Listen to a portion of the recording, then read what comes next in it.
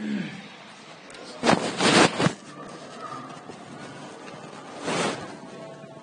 لله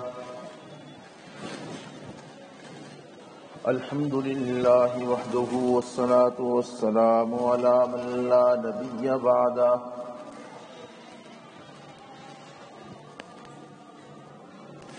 أعوذ بالله من الشيطان الرجيم بسم الله الرحمن الرحيم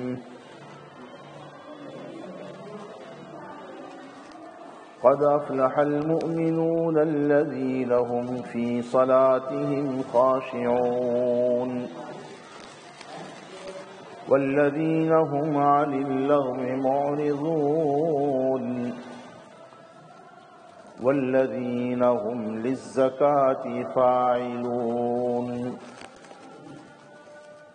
والذين هم لفروجهم حافظون إلا على أزواجهم أو ما ملكت أيمانهم فإنهم غير ملومين فمن ابتغى وراء ذلك فأولئك هم العادون صدق الله مولانا العظيم وصدق رسوله النبي الأمي الكريم ونحن على ذلك لمن الشاهدين والشاكرين والحمد لله رب العالمين.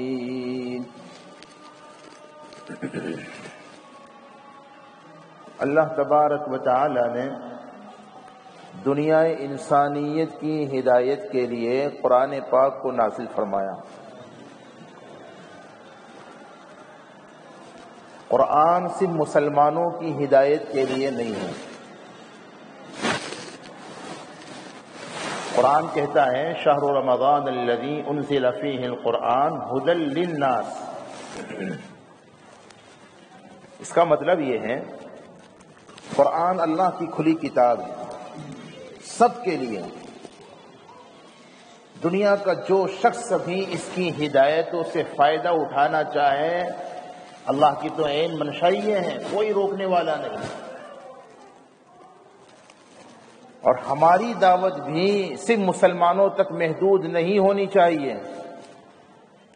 جب بھی جس مسلمان کو چھوٹا ہو بڑا ہو, وہ عوام ہو وہ خواص میں سے ہو, یاد رکھو جب جسے موقع ملے اپنے برادران وطن کو, اپنے غیر مسلم بھائیوں کو یہ بہت واضح طور پر صاف صاف بتلائیں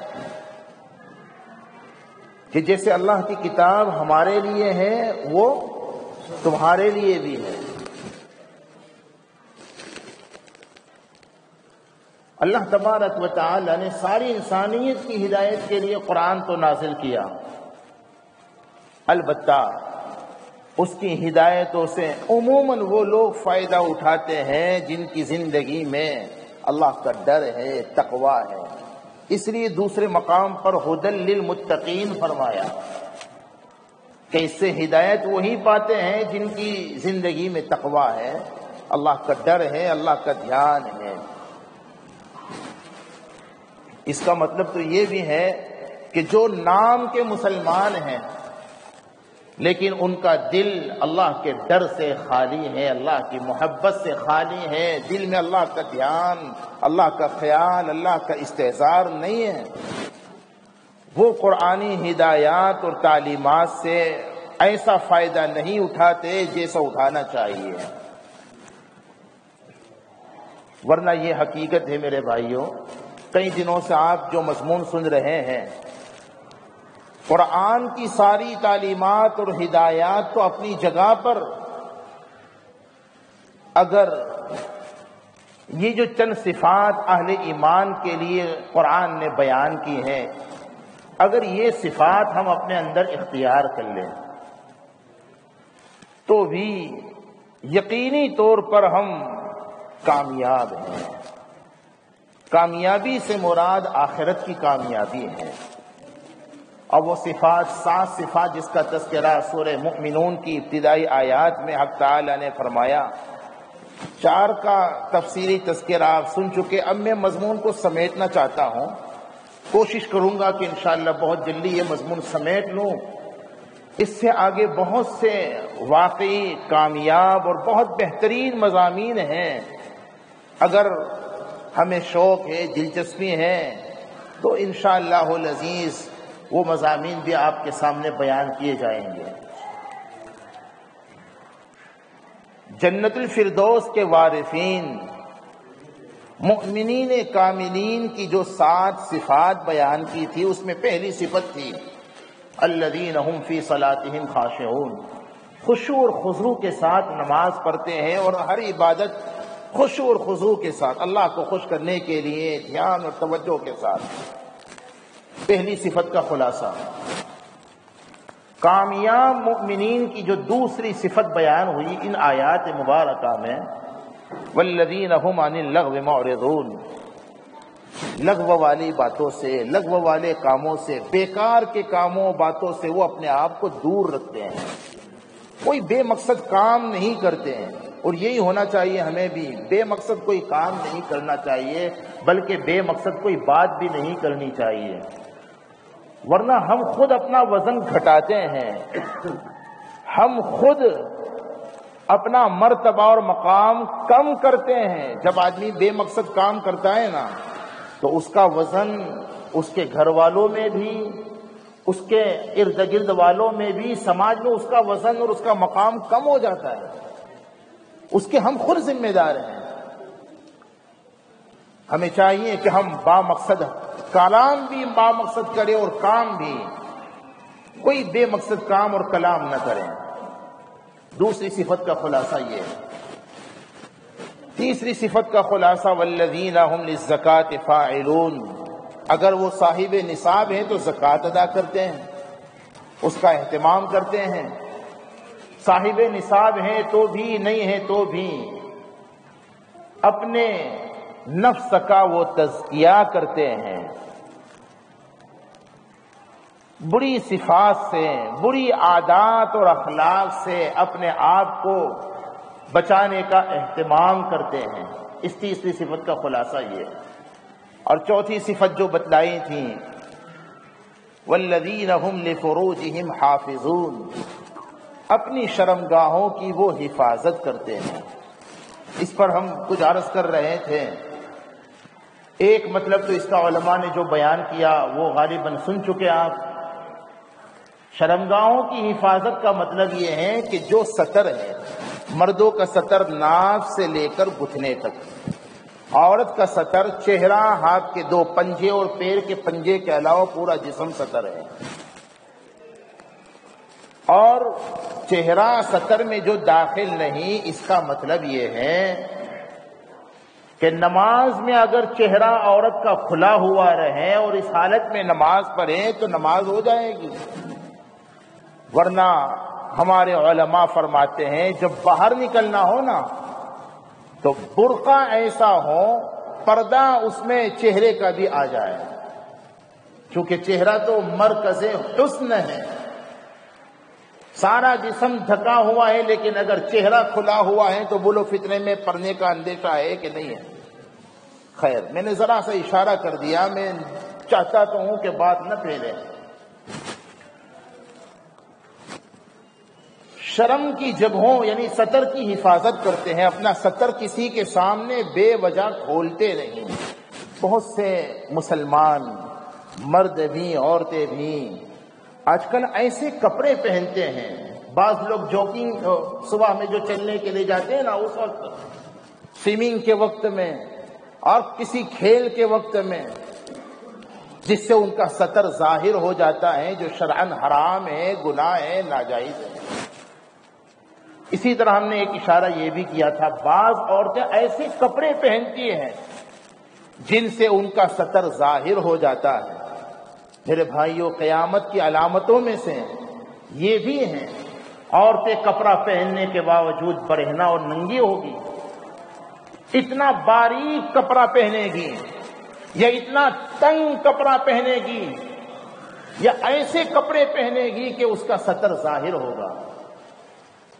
حدیث میں آتا ہے یہ وہ عورتیں ہیں جو جنت تو کیا جنت کی خوشبو بھی نہیں پا سکے گی، العیاذ باللہ العظیم۔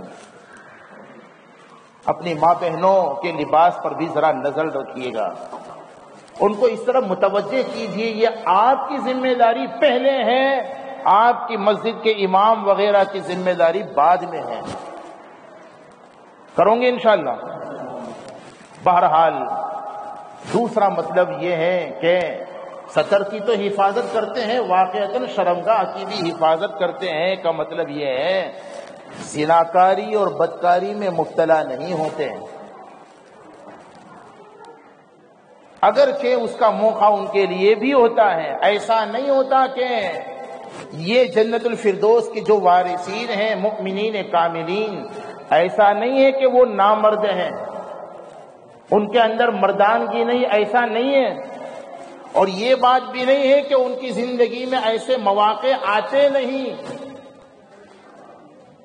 بدکاری کا موقع تو ان کی زندگی میں بھی آتا ہے، آ سکتا ہے، اور قوت مردانگی ان میں بھی ہوتی ہے، بلکہ جو اپنی مردانگی کی قوت کی حفاظت کرتا ہے نا، اس میں قوت ذرا دوسروں کے مقابلوں میں زیادہ ہی ہوا کرتی ہے۔ خیر اس میں ابھی جانا نہیں ہے، ورنہ پھر ایک دوسری بات شروع ہو جائے گی، ورنہ یہ حقیقت ہے جو لوگ اپنی قوت مردانگی کی حفاظت نہیں کرتے ہیں، ایک طرف ان کو دیکھیے، دوسری طرف جو اپنی قوت مردانگی کی حفاظت کرتے ہیں وہ عموماً زیادہ مضبوط ہوتے ہیں۔ یہ اتنا اشارہ کافی ہے۔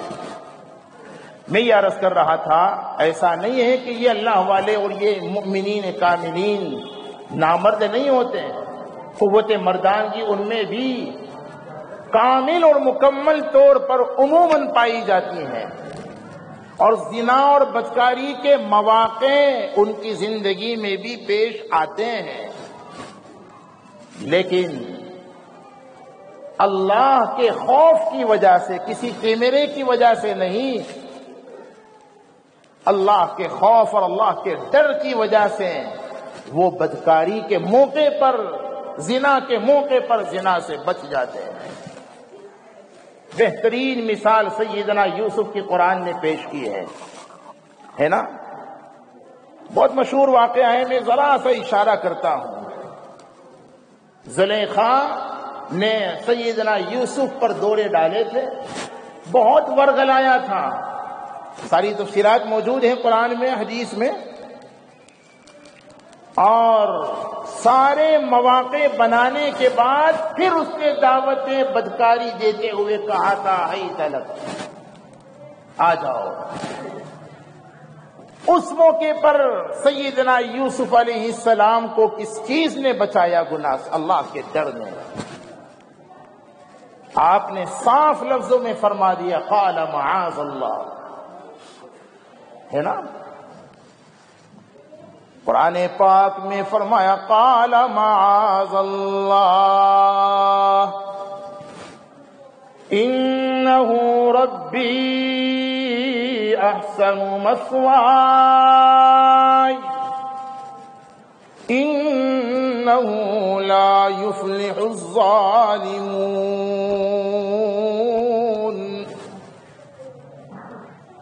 سیدنا یوسف علیہ السلام نے بدکاری سے اپنے آپ کو بچاتے ہوئے ارشاد فرمایا میں ایسا کوئی کام نہیں کر سکتا جس سے میرا رب ناراض ہو جائے۔ گناہ کی لذت تو بہت وقتی ہے لیکن اس کی سزا بہت بڑی ہے۔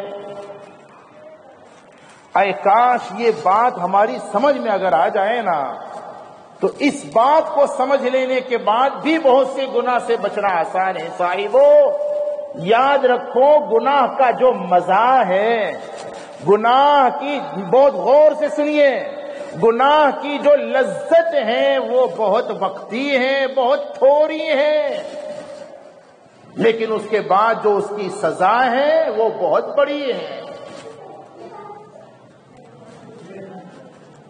اور دوسری بات یہ بھی یاد رکھو، جس وقت گناہ کا موقع ہو، عین اس وقت اگر بندہ گناہ سے بچ جاتا ہے اور دور جاتا ہے تو گناہ سے دور ہونے والا اللہ کے بہت قریب ہو جاتا ہے۔ یقین مانو، اس کو کیا ملے گا وہ میں انشاءاللہ ابھی کوشش کرتا ہوں بتلانے کی۔ گناہ کے موقع پر گناہ سے بچ نکلنا، اور اس وقت آدمی اگر اللہ کا ڈر ہے اور اپنے انجام کا فکر ہے کہ ایک دن میرا انجام کیا ہے، ایک دن سب کو چھوڑ چھاڑ کر مجھے دنیا سے جانا ہے اور اپنے عمل کے ساتھ قبر میں جانا ہے اور اللہ کے دربار میں خود اکیلے تنے تنہا حاضر ہو کر ساری زندگی کا حساب و کتاب دینا ہے، اپنے اللہ سے اور اپنے انجام سے جب بندہ غافل ہوتا ہے تو یہ اللہ اور انجام سے غفلت گناہ کا بڑا سبب ہے۔ آپ غور کیجئے گناہ ہوتے کیوں ہیں؟ اس کی بنیادی وجہ غفلت ہے۔ گناہ کا یاد رکھو صاحبوں، گناہ کا سب سے بڑا اور سب سے بنیادی سبب کیا ہے؟ بولو، ارے بولو، غفلت۔ کیا مطلب؟ جب بندہ اپنے اللہ سے غافل ہوتا ہے اور جب بندہ اپنے انجام سے غافل ہوتا ہے تب وہ گناہ میں مبتلا ہو جاتا ہے۔ جسے اپنے اللہ کا خیال ہے، دھیان ہے کہ کوئی تو نہیں دیکھ رہا لیکن میرا رب تو مجھے دیکھ رہا ہے۔ قرآن پاک میں فرمایا الم یعلم بان اللہ یرا، کیا انہیں معلوم نہیں اللہ انہیں ہر حال میں دیکھتا ہے، تنہائیوں میں بھی اللہ انہیں دیکھتا ہے، مجمع میں بھی اللہ انہیں دیکھتا ہے، دن کے اجالوں میں بھی اللہ دیکھتا ہے، رات کے اندھیروں میں بھی اللہ دیکھتا۔ یہ قرآن کا یہ وہ آیت کریمہ ہے جس کا ہمیں مراقبہ کرنا چاہیے، جس کو پیش نظر رکھنا چاہیے تاکہ ہم گناہ سے بچ سکیں۔ اور کیا کہا کہنے والے نے؟ جو کرتا ہے تو چھپ کر جہاں سے،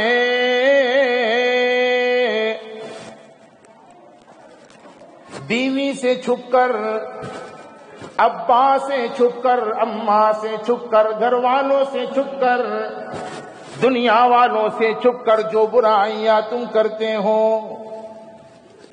جو کرتا ہے تو چھپ کر جہاں سے، کوئی دیکھتا ہے تجھے آسمان سے، آج تک کسی کارپینٹر نے وہ کھڑکی ہی نہیں بنائی جس سے رب العالمین بھی نہ دیکھے۔ ایسی کھڑکی اور دروازے تو دنیا میں موجود ہیں جہاں سے کوئی نہ دیکھے، جہاں سے ابا نہ دیکھے وہ کھڑکی بند کر سکتے ہو، جہاں سے ابا دیکھتا ہے وہ کھڑکی تو بند کر سکتے ہو، لیکن وہ کھڑکی نہیں بند کر سکتے جہاں سے اللہ دیکھتا ہے۔ یہ تصور اگر دل میں بیٹھ جائے اور یہ خیال اور یہ یقین بن جائے تو پھر گناہ سے بچنا ہر حال میں ہر ایک کے لیے آسان ہے۔ حضرت سلیمان علیہ السلام، حضرت یوسف علیہ السلام کا واقعات تو قرآن میں مشہور ہیں، اس زمانے کے بزرگوں کے بھی ایسے بہت واقعات۔ امام غزالی رحمت اللہ علیہ نے مدینہ منورہ کے فقہائے سبعہ میں حضرت سلیمان ابن یسار رحمت اللہ علیہ، بہت بڑے تابعی اور اللہ والے، ان کا واقعہ نقل کیا۔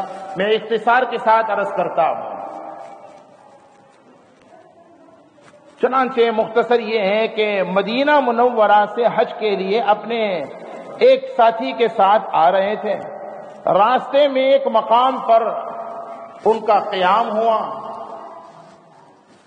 چنانچہ آپ خیمے میں اکیلے تھے، ساتھی ان کو چھوڑ کر بازار میں کچھ ضرورت کا سامان لینے گئے، یہ تنہا تھے۔ قریب میں پہاڑ پر ایک دیہاتی عورت نے ان کو دیکھا، کیونکہ سلیمان ابن یسار تھے بڑے خوبصورت، اور تنہا جب پایا تو وہ عورت آپ کے پاس آ گئی اور اپنے ارادہ بد کا اظہار کرتے ہوئے سلیمان ابن یسار کو برائی کی دعوت دے دی۔ اس موقع پر میں نے کہا نا، گناہ کے موقع پر وہی شخص بچ سکتا ہے جو اپنے اللہ سے اور اپنے انجام سے بولو غافل نہ ہو۔ عین اس موقع پر سلیمان ابن یسار کو اللہ کا ڈر، اللہ کا دھیان، اللہ کا خیال آ گیا، رونے لگے اور زور زور سے رونے لگے۔ ان کی یہ حالت کو دیکھ کر سلیمان ابن یسار جب دیکھا زور زور سے رو رہے، وہ عورت گھبرا کر بھاگ گئی، یہ بہت روئے۔ چنانچہ اسی وقت ان کا وہ جو ساتھی بازار سے سامان خریدنے گیا آ گیا، ان کو روتا ہوا دیکھ کر بہت اصرار سے پوچھنے لگا، حضرت کیا بات پیش آ گئی، کیا تکلیف پیش آ گئی؟ اب یہ اللہ والوں کا حال عموماً یہ ہوتا ہے کہ اپنے حالات کو چھپاتے ہیں، اور عجیب بات، اللہ کرے یہ بات ہم سب میں پیدا ہو جائے، زور سے آمین کہو۔ شاید جمعہ کا موقع ہے، مسجد میں باوضو ہم ہیں، ہمارا آمین کہنا اللہ کو پسند آ جائے اور یہ وصف ہم میں پیدا ہو جائے۔ میرے بھائیوں، اللہ والوں کا ایک وصف یہ تھا، جیسے ہم اپنے گناہوں کو بولو جیسے ہم اپنے گناہوں کو چھپاتے ہیں، اللہ والے ایسے ہی اپنی نیکیوں کو چھپاتے تھے، ہے نا؟ وہ نہیں ظاہر کرتے تھے اپنے نیکیوں کو، اس لیے وہ بڑے مخلص ہوتے تھے، اس لیے ان کے چھوٹے سے چھوٹا عمل بھی رائے کے دانے کے برابر عمل، عام لوگوں کے پہاڑوں کے برابر عمل سے زیادہ وزنی اور قیمتی ہوتا تھا۔ ان میں اخفاء ہوتا تھا، اخلاص ہوتا تھا۔ بہت کہا حضرت کیا بات، وہ نہیں بتلا رہے تھے۔ جب زیادہ اصرار کیا تب انہوں نے پوری بات بتلائی کہ ایک عورت نے آ کر کے مجھے ورگلایا اور بدکاری پر آمدہ کیا، اس پر مجھے رونا آ گیا، اللہ یاد آ گئے، اپنے انجام، اپنی قبر یاد آ گئی، میں رونے لگا۔ چنانچہ یہ بات سن کر وہ جو ان کا ساتھی تھا وہ بھی رونے لگا۔ حضرت کہنے لگے، ارے بھائی اب تو کیوں رو رہا ہے؟ کیا تیرے ساتھ بھی بازار میں ایسا ہی کوئی واقعہ پیش آیا؟ کہنے لگا، حضرت میں اس پر رو رہا ہوں کہ اللہ کا شکر ہے آپ تھے اکیلے، آپ کی جگہ بولو میں نہیں تھا، ورنہ میں اگر ہوتا تو کب سے بھی پھسل جاتا۔ تو میں تو اس پر اللہ کا شکر ادا کرتا ہوں، اچھا ہوا کہ آپ ہی تھے، میں نہیں تھا۔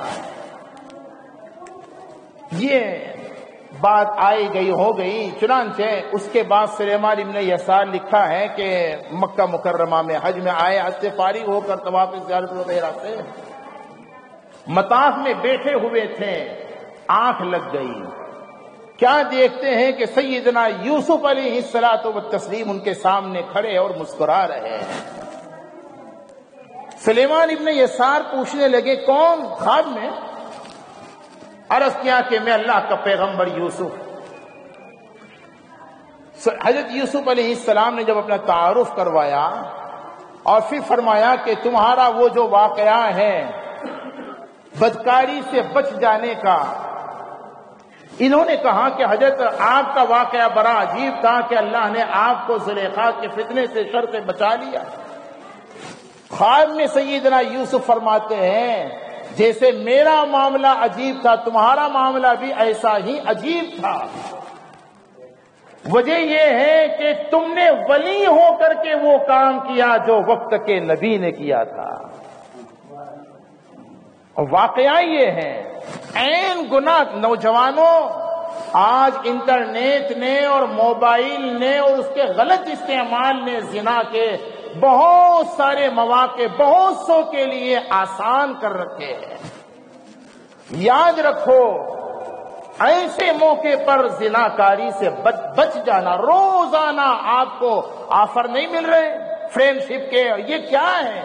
یہ بدکاری کی دعوتیں ہیں، یاد رکھو ان سے اپنے دامن کو بچاؤ، اس کے لیے اللہ کا دھیان اور استحضار رکھو، اپنے انجام میں غور کرو۔ خدا کی قسم، جو شخص زنا کے مواقع میں زنا سے بچ جائے، بدکاری کے آفر روزانہ مل رہی ہیں، اس کے باوجود اللہ کے خوف کی وجہ سے اگر بچ جاؤں گے تو خدا کی قسم قیامت کا میدان ہوگا، ساری انسانیت نفسی نفسی پکار رہی ہوگی، لیکن اس موقع پر اللہ تمہیں عرش کا سایہ عطا فرمائیں گے۔ حدیث میں ہے نا، 7 قسم کے جو لوگ عرش الہی کے سائے میں ہوں گے، ان میں ایک وہ شخص ورجل دعته امرأة ذات منصب وجمال فقال انی اخاف اللہ، وہ شخص بھی اللہ کے عرش کے سائے میں قیامت میں ہوگا جسے کوئی حسب نسب والی خوبصورت عورت برائی کی دعوت دے اور وہ اللہ کے ڈر کی وجہ سے بچ جائے۔ یہی قرآن کہتا ہے جنتیوں کی صفات ہیں، والذین هم لفروجہم حافظون میں اسی کو بیان کیا ہے۔ بھائیو، یہ صرف بیان کہنے کا اور سننے کا نہیں ہے، ہم سب محتاج ہیں عمل کے، جتنے آپ محتاج ہم سب محتاج۔ ہمیں چاہیے کہ ان باتوں کو عمل کی نیت سے سنیں۔ اللہ تعالی ہم سب کو حقائق سمجھا دیں اور جنت الفردوس کے جو وارثین ہیں مؤمنین کاملین، ان کی تمام صفات ہم سب میں پیدا فرمائے، آمین۔ وآخر دعوانا ان الحمد للہ رب العالمین۔